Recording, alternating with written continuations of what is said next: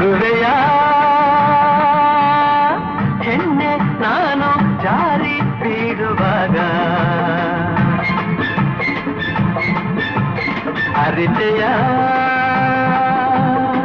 ಕಲಿಯುವ ದಾರಿ ಈಗ ಸಹಜವು ನಡೆವನು ಎಡವುದು ಸಹಜವು ಜಾರನು ಬುರುಳೋದು ಇನ್ನೆಂದು ಹಿರಿಯರ ಈ ಹೊನ್ನ ನುಡಿಯ ಮರೆಯಬೇಡವೇ ನಗುವೆಯ